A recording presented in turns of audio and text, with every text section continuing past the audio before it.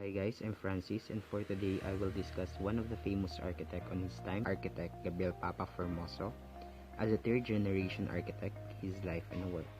So before we proceed to the life and background of architect Formoso, here's the ILO or intended learning outcomes we aim to learn in this topic.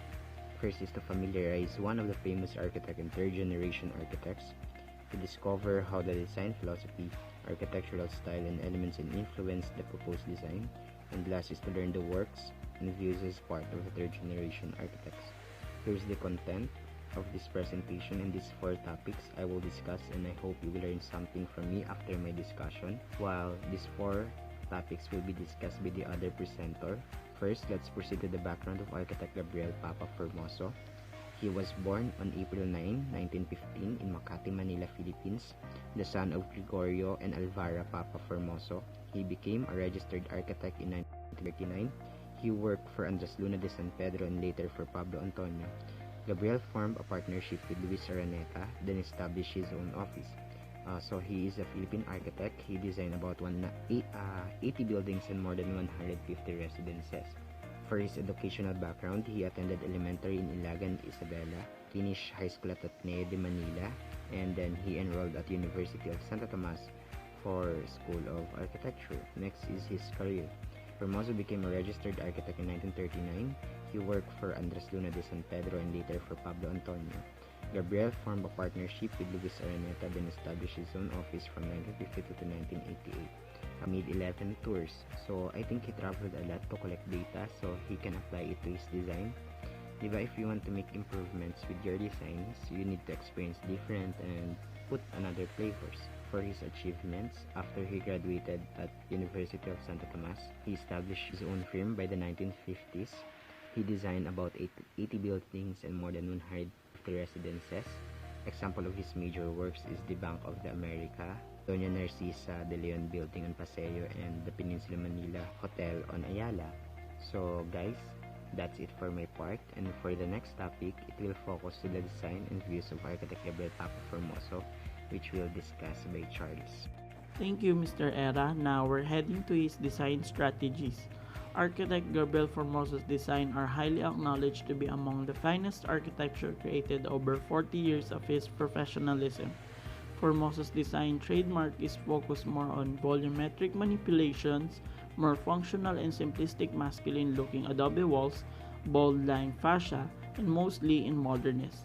Now we are going to take a look to some of Gabriel Papa Formoso's works. First on the list is the Donna Narcisa de Leon building in Araneta. Even in building, Formoso find a definite importance to provide media aguas to protect the building from the strong tropical sun and rain.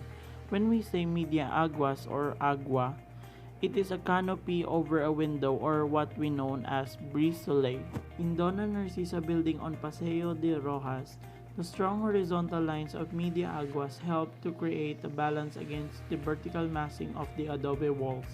It is Chitong Santos who landscaped the area by putting coconut trees to keep the tropical ambience and soften steep setting of the building. Second was the Pacific Star building Makati. The tall white arches visually magnify the height of the building and focuses on the Pacific Star emblem on its crown. President Hammer de Robert of Nauru intimidated the design to Formoso as he desired having a tallest building with an architectural motif. That desire gave impetus to Formoso to design a 28-story high-rise complemented by a 5-story low-rise structure on the corner of Makati Avenue and Hilpuyat Avenue extension. By setting the major building back on its allotted site, a landscape plaza with a fountain as its focal point was created. Now both buildings and passerby gain from what has become precious urban luxury open space. The third and the last was the Bangko Sentral ng Pilipinas. Time was the essence when Formoso designed the building complex of the Central Bank of the Philippines under Governor Licarios.